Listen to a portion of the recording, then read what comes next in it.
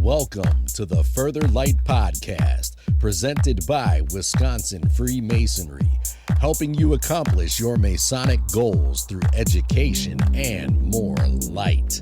And now, I present to you, Brother Napoleon Sneed-Janczak.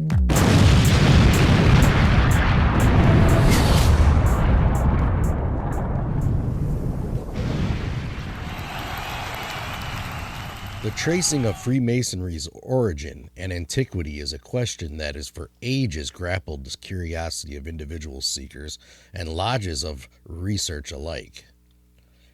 Even an attempt at an answer hinges much on how one defines the work.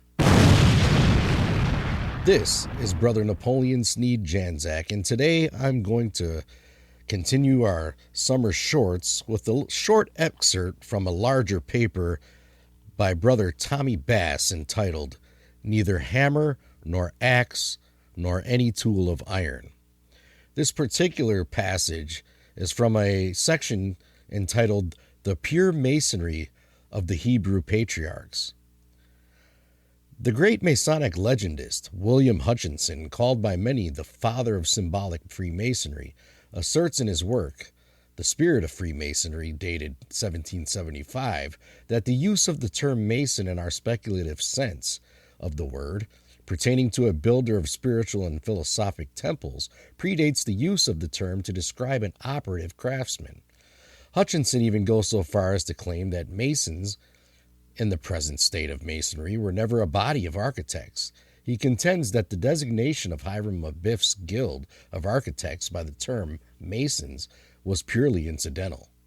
Such workers were no more to be regarded so by reason of the building profession than were Abel, Noah, Abraham, Jacob, Moses, and David for the building of their altars, arks, and temples, for the exercise of piety and devotion.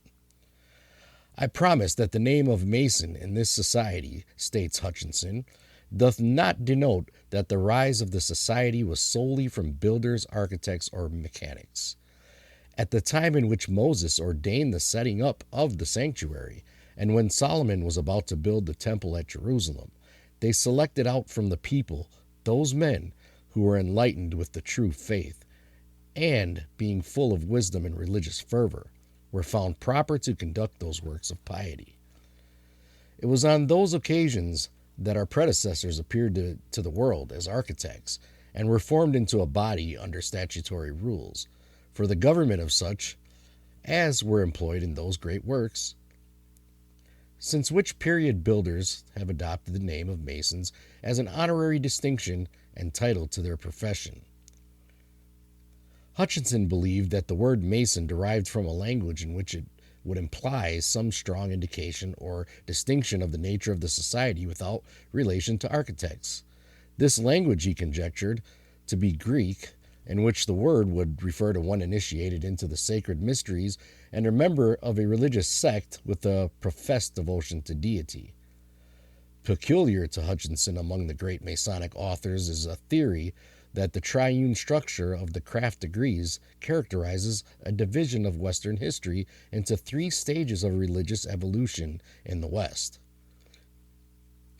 Macrocosmic of the three stages of man, youth, manhood, and age, as alluded to in the second section of the Master Mason degree.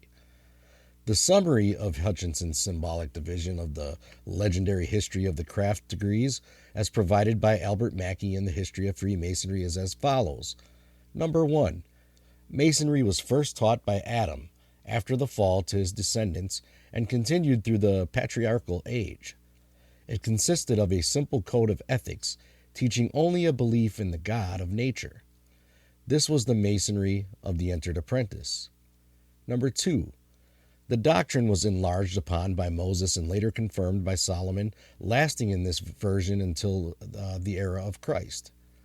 To its expanded code of ethics was added by Moses a number of symbols derived from the Egyptian priesthood. Its doctrine consisted of a monotheistic belief in God, as had been revealed to the Jewish nation.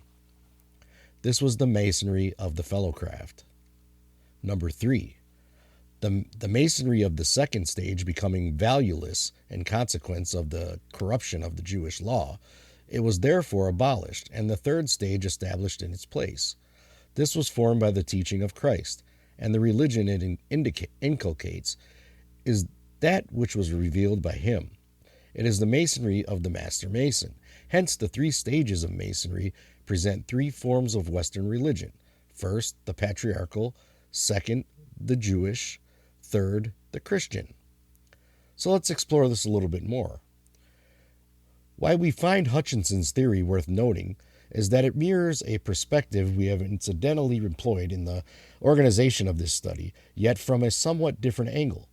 Hutchinson's history of Masonry, not too unlike that given by any other Masonic legendist or scholar, seems to pretty much parallel the course of the biblical scriptures.